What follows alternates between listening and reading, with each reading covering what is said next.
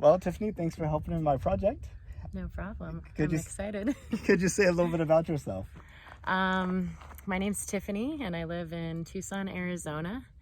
And I'm a nature yoga therapist out here in the Sonoran Desert, just reconnecting people with this natural world around us. And it might be good to kind of get a picture of where we are. It's like in a kind of very picturesque area. In the Tucson mountains. So what got you into yoga instruction? Mostly for my own well-being was initially the catalyst for that change. And then I decided to share that gift or tool technique with others to reconnect them back to things that brought peace and happiness and clarity to their lives. That sounds really neat. So did you know that NASA is planning to send astronauts to the moon in 2024 for the first time since 1972? I did. It's a really exciting thing to hear about and look forward to in the coming years. Would you believe out of most of the people that asked that, about 80% say they didn't know? Yes and no.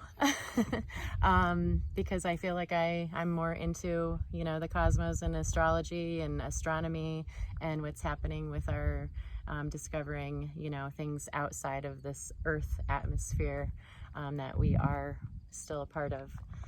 So I feel like, if you're not connected to that aspect, you might be a little bit more detached to knowing that kind of information. Plus, the University of Arizona has a big space program. It's Yes. it's kind of surprising. Yeah, I feel like especially here in Arizona, it's surprising if people aren't aware of that because we do have a lot of observatories and programs going on here. Yeah, Kitt Peak Observatory, which unfortunately is closed to visitors, but hopefully they'll be open sometime. Hopefully soon. So what do you think about us going back to the moon? I think it's pretty cool. I think it's fascinating. I think that it's something, like you and I had talked about, that we haven't done in a really long time. And the world is constantly changing and shifting. And with the advancements that we have in technology and what the capabilities that they could show us of what they would see on the moon versus the last time just would be probably mind-blowing and fascinating. I know the 4D is going to be so much different than like the video technology at the time. Exactly, yeah. In fact, I've actually interviewed two Apollo deniers. One said they hope we can make it this time, and stuff like this. And they both credit the quality of the video as being why they have their doubts. Oh, yeah, that's incredible. So yeah, hopefully this will make them believers. Maybe, yeah.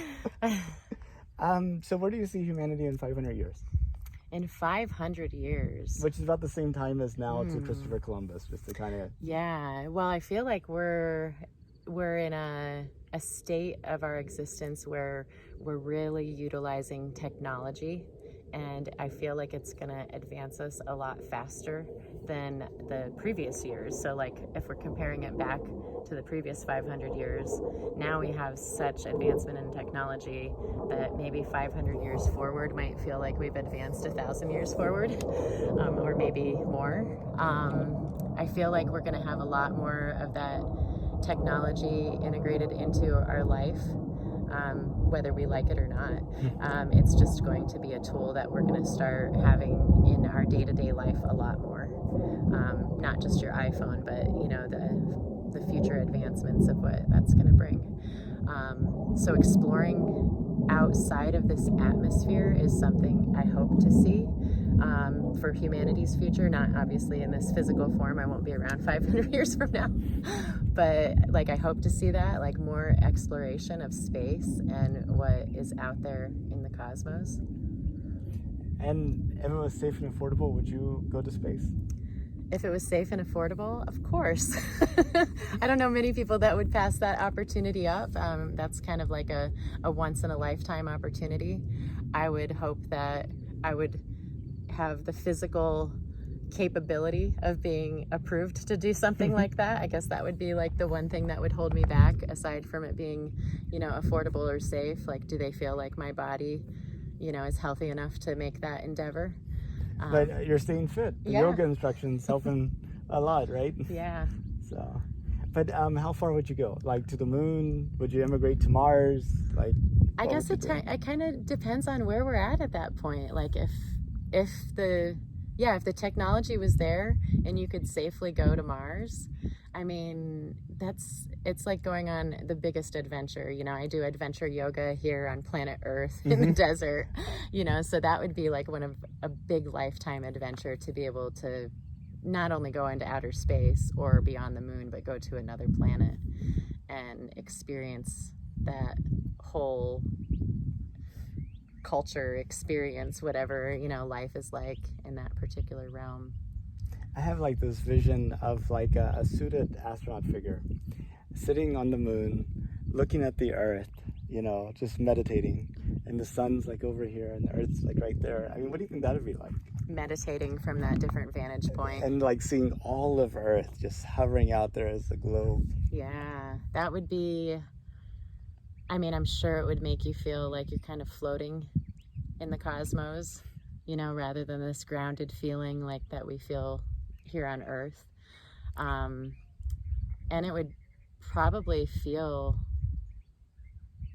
like so light and so free, so, you know, unattached or unbogged down by the mundane things that, you know, we think about in our day-to-day routines of, you know, waking up and, you know, doing tasks. Yeah, that'd be awesome.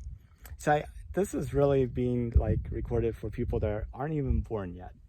You know, I'm kind of envisioning like you have settlers on Mars. There's like a high school class, and when they've been given the assignment, you know, go and find out what humanity was like before we took those next steps on the moon.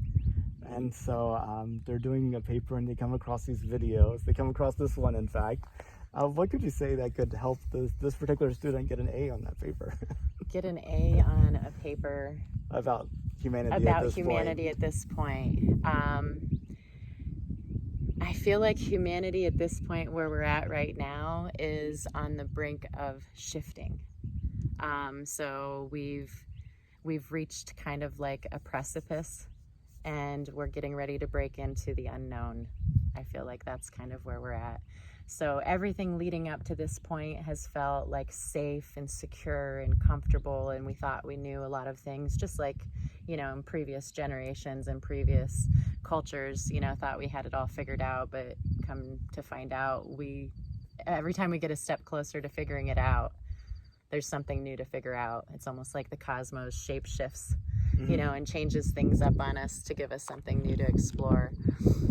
So getting an A on that test would be I know, it's such a random, you know, just knowing that we don't know it all. You know, humanity is constantly on this lifelong expedition and exploration of, you know, finding new terrain to explore, whether it be inner or outer.